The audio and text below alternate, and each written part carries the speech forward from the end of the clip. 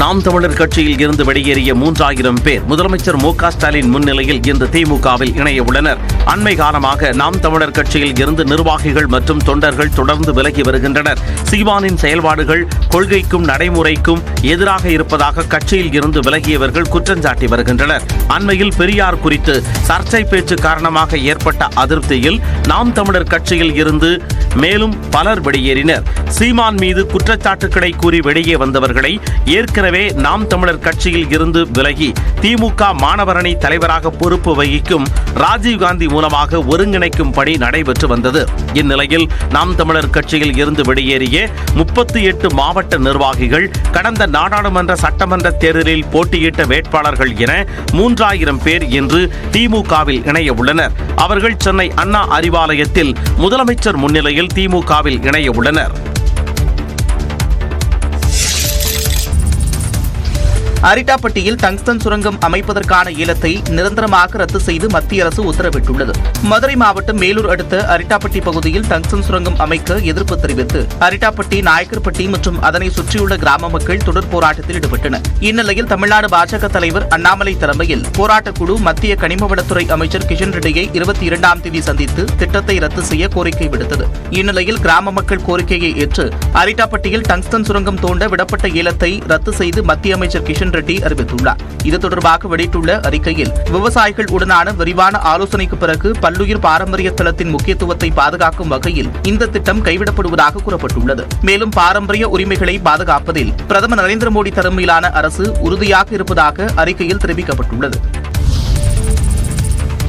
மக்களின் உணர்வுக்கும் மாநில அரசின் உறுதிக்கும் மத்திய அரசு பணிந்து டங்ஸ்டன் சுரங்க ஏலத்தை கைவிட்டிருப்பதாக முதலமைச்சர் மு.க. ஸ்டாலின் தெரிவித்துள்ளார். இது தொடர்பாக எக்ஸ் பக்கத்தில் பதிவிட்டுள்ள அவர், இனி மாநில அரசின் இசைவு பெறாமல் இத்தகைய சுரங்க ஏல அறிவிப்புகளை மத்திய அரசு வெளியிடக்கூடாது எனவும், மாநில உரிமைகளுக்கு எதிரான சட்டங்களுக்கு அதிமுகவும் துணை போகக்கூடாது என்றும் குறிப்பிட்டுள்ளார். மதுரை டங்ஸ்டன் சுரங்கம் அமைப்பதற்கான ஏலத்தை மத்திய அரசு ரத்து செய்ததற்கு அதிமுக பொதுச் செயலாளர் எடப்பாடி பழனிசாமி வரவேற்பு தெரிவித்துள்ளார். இது மேலூர் பொதுமக்களின் தொடர் போராட்டத்திற்கு அதிமுக மேற்கொண்ட முன்னெடுப்புகளுக்கும் கிடைத்த மாபெரும் வெற்றி என்றும் எடப்பாடி பழனிசாமி குறிப்பிட்டுள்ளார்.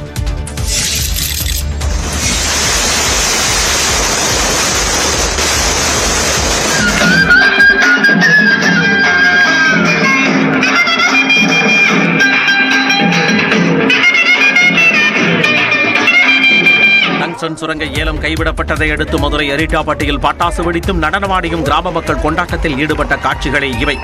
பலர் இனிப்புகள் வழங்கியும் தங்களது உற்சாகத்தை வெளிப்படுத்தினர்.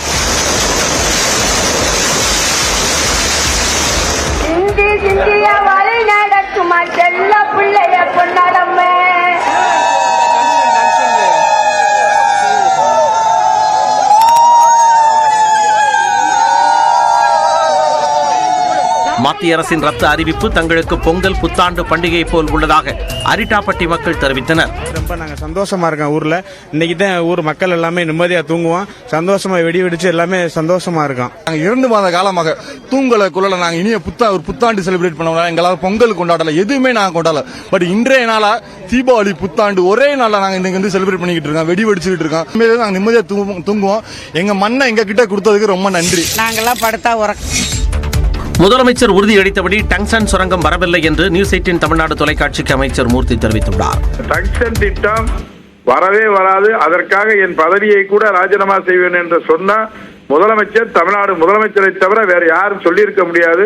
பல்லுயிர் தலமான அரிட்டாப்பட்டியில் டங்ஸ்டன் சுரங்கம் அமைப்பதே மத்திய அரசு எடுத்த தவறான முடிவு என்று திமுக நாடாளுமன்ற குழு தலைவர் கனிமொழி தெரிவித்தார். இது ஒரு பயோடைவர்சிட்டி ஹெரிடேஜ் சைட். இங்க இந்த திட்டத்தை கொண்டு வந்ததே தப்பு. அதனால அதை மக்களும் நம்முடைய முதலமைச்சர் அவர்களும் திராவிட முன்னேற்ற கழகமும் தொடர்ந்து எதிர்த்திருக்கிறது. தமிழ்நாடு அரசு இத்திட்டத்தை எதிர்த்தது மத்திய அரசுக்கு பின்னடைவாக அமைந்ததாக மதிமுக பொதுச் செயலாளர் வைகோ தெரிவித்தார். இது முதலில் கவனிக்க வேண்டியது தமிழ்நாடு அரசு இப்பொழுது அதை எதிர்க்க தொடங்கியது. அதற்கு வரக்கூடாது என்ற கருத்தை தான் முதலமைச்சர் வலுவாக ஆணித்தரமாக சொன்னார். அனைத்து கட்சிகளும் மதுரை மக்களுடன் துணை நின்றதாகவும் வைகோ கூறினார். டங்ஸ்டன் சுரங்க ஏல ரத்து நடவடிக்கைக்கான வெற்றி யாருக்கு என்று பேசக்கூடாது என்று விசிக தலைவர் திருமாவளவன் கூறினார். சென்னை விமான நிலையத்தில் செய்தியாளர்களை சந்தித்த அவர், இது மக்களுக்கான வெற்றி என்றார். இந்த கோரிக்கைக்கு சட்டமன்றத்தில் தமிழ்நாடு அரசு தீர்மானம் நிறைவேற்றியது என்பது அனைவரும் அறிந்த உண்மை, நாடறிந்த உண்மை. எனவே இதை விவாத பொருளாக ஆக்க வேண்டிய தேவையில்லை. ஒட்டுமொத்தத்தில் மக்களுக்கு கிடைத்த வெற்றி. கோவையில் செய்தியாளர்களை சந்தித்த தமிழக பாஜக தலைவர் அண்ணாமலை பிரதமர் மோடிக்கு நன்றி தெரிவித்தார். அந்த பகுதி சமணர் படுகை, பெரியார் பாசனம், ஒருபோக விவசாயம், அதெல்லாம் தாண்டி ஆண்டாண்டு காலமாக விவசாயம் மூலமாக வாழ்வாதாரத்தில் இருக்கக்கூடிய பொதுமக்கள், அவர்களுக்காக அந்த திட்டத்தை கொண்டு வர வேண்டும் என்று சொல்லி, இது உங்களுக்கு தெரியும், இந்திய அரசு சார்பாக ஒரு திட்டத்தை முழுவதுமாக ரத்து செய்வது எவ்வளவு கடினம் என்பது உங்களுக்கு தெரியும். காங்கிரஸ் ஆட்சியும் பார்த்திருக்கிறோம், பாரதிய ஜனதா கட்சியும் பார்த்திருக்கோம். இன்னைக்கு பிரதமர் அவர்கள் செய்திருக்கின்றார்கள் என்றால் பெரிய நன்றி அவருக்கு தெரிவிக்கின்றோம். இந்த நேரத்தில் மக்களின் கோரிக்கைகளுக்கு பிரதமர் மோடி செவிசாய்த்திருப்பதாகவும் அண்ணாமலை கூறினார். மதுரை டங்ஸ்டன் சுரங்க திட்டம் ரத்து செய்யப்பட்டதற்கு அரசியல் கட்சி தலைவர்கள் வரவேற்பு தெரிவித்துள்ளனர். இது தொடர்பாக எக்ஸ் பக்கத்தில் பதிவிட்டுள்ள தமிழ்நாடு காங்கிரஸ் கமிட்டியின் தலைவர் செல்வ பிறந்தகை, அரிட்டாப்பட்டி மற்றும் அதன் சுற்றுவட்டார பகுதிகளில் உள்ள மக்களின் உறுதியான போராட்டமும் தமிழ்நாடு சட்டமன்றத்தில் இயற்றிய தனி தீர்மானமும் மத்திய பாஜக அரசின் முயற்சிகளை தவிடுபொடியாக்கியிருப்பதாக தெரிவித்துள்ளார். அதேபோல பாமக தலைவர் அன்புமணி ராமதாஸ் அரிட்டாப்பட்டியை பல்லுயிர் பாதுகாப்பு மண்டலமாக தமிழ்நாடு அரசு அறிவிக்க வேண்டும் என்று வலியுறுத்தியுள்ளார். மத்திய அரசின் ரத்து நடவடிக்கையை மனப்பூர்வமாக வரவேற்பதாக கூறியுள்ள தேமுதிக பொதுச் செயலாளர் பிரேமலதா விஜயகாந்த், ஒட்டுமொத்த மக்கள் போராட்டத்திற்கு கிடைத்த மிகப்பெரிய வெற்றி என்றார். இதேபோல நாம் தமிழர் கட்சியின் தலைமை ஒருங்கிணைப்பாளர் சீமான் விடுத்துள்ள எக்ஸல பதிவில், டங்ஸ்டன் சுரங்க திட்டம் கைவிடப்படுவது மதுரை மக்களுக்கு கிடைத்த மாபெரும் வெற்றியை தவிர வேறொன்றும் இல்லை என்று தெரிவித்துள்ளார். தமிழ் நிலப்பரப்பில் இருந்துதான் இரும்பின் காலம் தொடங்கியதாக முதலமைச்சர் தெரிவித்துள்ளார். 5300 ஆண்டுகளுக்கு முன்பாகவே உருக்கு இரும்பு தொழில்நுட்பம் தமிழ்நாட்டில் இருந்தது உறுதிப்படுத்தப்பட்டிருப்பதாக முதலமைச்சர் மு.க. ஸ்டாலின் தெரிவித்துள்ளார். சென்னை கோட்டூர்புரத்தில் உள்ள அண்ணா நூற்றாண்டு நூலகத்தில் கீழடி திறந்தவெளி அருங்காட்சியகம், கங்கை கொண்ட சோழபுரம் அருங்காட்சியகத்திற்கு முதலமைச்சர் மு.க. ஸ்டாலின் அடிக்கல் நாட்டினார்.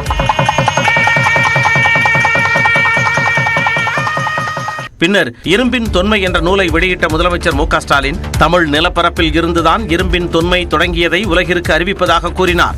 இந்திய நாட்டுக்கு மட்டுமல்ல, உலகுக்கே மறுபடியும் சொல்றேன், தமிழ் நிலப்பரப்பில் இருந்துதான் இரும்பின் காலம் தொடங்குச்சு என்ற மாபெரும் மானுடவியல் ஆய்வு பிரகடனத்தை இந்த நிகழ்ச்சியின் வாயிலாக அறிவிக்கிறேன். புனே, அகமதாபாத் மற்றும் அமெரிக்காவில் உள்ள ஆய்வகங்களுக்கு அனுப்பப்பட்ட மாதிரிகளின் பகுப்பாய்வு முடிவுகள் ஒத்திசைந்திருப்பதாகவும் முதலமைச்சர் கூறினார். தென்னிந்தியாவில், குறிப்பா தமிழ்நாட்டில் 5300 ஆண்டுகளுக்கு முன்னாடி இரும்பு அறிமுகமாயிருக்கும்னு உறுதியா சொல்லலாம். இது ஆய்வு முடிவுகளாகவே நான் அறிவிக்கிறேன். இத்தகைய சிறப்பு வாய்ந்த தமிழினத்தின் தொன்மையை தனது ஆட்சி காலத்தில் உலகம் ஏற்றுக்கொண்டது பெருமை அளிப்பதாகவும் மு.க. ஸ்டாலின் குறிப்பிட்டார். இந்திய வரலாறு இனி தமிழ் நிலத்தில் இருந்துதான் எழுதப்பட வேண்டும் என்று முதலமைச்சர் மு.க. ஸ்டாலின் கூறியுள்ளார். சென்னை கோட்டூர்புரத்தில் இரும்பின் தொன்மை நூல் வெளியீட்டு விழாவில் பேசிய அவர், தமிழ்நாட்டின் தொன்மையை தொல்லியல் துறையின் ஆய்வுகள் தொடர்ந்து மெய்ப்பித்து வருவதாக தெரிவித்தார். இலக்கிய புனைவாகவோ அரசியலுக்காகவோ இதனை சொல்லவில்லை என்றும் முதலமைச்சர் குறிப்பிட்டார். இப்போ கிடைச்சிருக்க கதிரியக்க கால கணக்கீடுகள் மற்றும் OSL பகுப்பாய்வு கால கணக்கீடுகள் அடிப்படையில் கிமு 3345 தென்னிந்தியாவில் இரும்பு அறிமுகமாயிடுச்சுன்னு தெரிய வருது. அதற்கான ஆய்வு முடிவுகள் இதோ. இந்தியாவோட வரலாறு இனி தமிழ் நிலத்திலிருந்து தான் எழுதப்படும் நான் தொடர்ந்து சொல்லிட்டு வரேன். தமிழ்நாடு தொல்லியல் துறை வெளியிட்டுள்ள இரும்பின் தொன்மை புத்தகத்தை தொல்லியல் துறையைச் சேர்ந்த கே. ராஜன், ஆர். சிவானந்தம் ஆகியோர் தொகுத்துள்ளனர். இது தொடர்பாக தனது எக்ஸ் பக்கத்தில் பதிவிட்டுள்ள ராகுல் காந்தி, இந்தியாவின் பெருமைகளுக்கு தமிழகம் முக்கிய பங்காற்றுவதாக பெருமிதம் தெரிவித்துள்ளார். இதேபோல பதிவிட்டுள்ள முதலமைச்சர் மு.க. ஸ்டாலின், இரும்பின் அறிமுகம் மனித நாகரிகத்தின் மிக முக்கிய தொழில்நுட்பம் என்று குறிப்பிட்டுள்ளார்.